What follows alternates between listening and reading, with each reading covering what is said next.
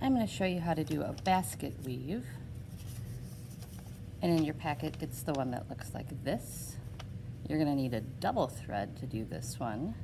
And it's just like a tabby weave, except for we're going to have a slightly different pattern of going 2 over, 2 under, 2 over, 2 under, and keep repeating that pattern. The overall look is going to be a slightly thicker and kind of poofier effect, and it's kind of nice. So I'm using a shorter string than normal, and that's only so I can have all the string in the screen for you guys. You probably actually want to use twice as much yarn as normal because we are actually going to double it. So I would take 10 to 16 feet of yarn, and you want to find the two ends that you've cut and put them together. And then you want to double them and put them together to find the other end, because that is the end you're going to weave with, where you find the loop, and that is the one that you put through your needle if you're using a needle. You don't have to use a needle for this one, but a lot of people do like using a needle. And you put the whole loop through the needle, and you treat it just like a regular tail, and just flop it over, and you're going to weave just like this. You're going to bring the entire double thread through and treat it just like a normal thread.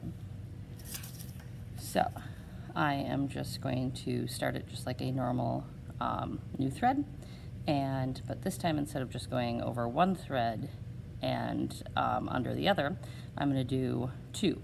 So I'm going to go under 2, over 2, under 2, over 2, and actually I'm going to pull it through now,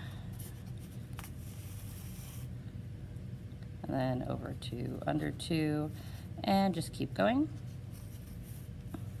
until I get all the way across. And if you end with an odd one, so like I'll just end with one string there, that's totally fine. And remember, you always want to pull your whole thread through. Again, I'm using a short one just because I wanted to have the whole string in for the demo. You want to use a normal length thread. And remember to always beat your shot all the way up to the top.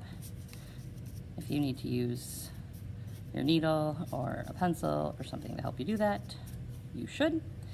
And then I usually go back and treat whatever's happening underneath it the same way I normally would. So this one went over this singular, so I'm going to go under the one that's by itself, and then I'm going to go over these two, under the next two.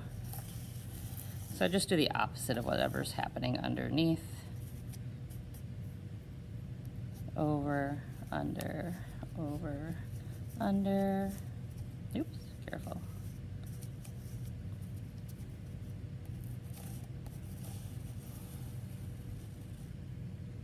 And get all the way across. Remember to leave a little hill for yourself. Make sure you're not pulling your warp threads over. So make it sure it's tucked in, and then beat that down. Double check that I didn't screw up anything. Looks pretty good. And then I can just keep going with my pattern and keep making sure that I'm working nice and tight by pushing up, but not pulling too tight going horizontally. And that is your simple basket weaving. It's not too hard, it's simple over under, it's just a different pattern. And again, be careful around here, don't want to pull that over.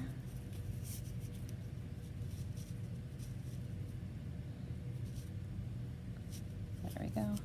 And you can loosen this up on the sides if it seems like it pulls over too much. Squish, squish, squish, squish, squish. And you can see it gets a little bit chunkier, a little bit poofier than a normal tabby weave, and that's kind of a nice effect. All right, So I would keep going, and this multicolored tone is going to give a slightly different effect, but again, the finished look. This is the basket weave compared to the normal tabby weave. Okay.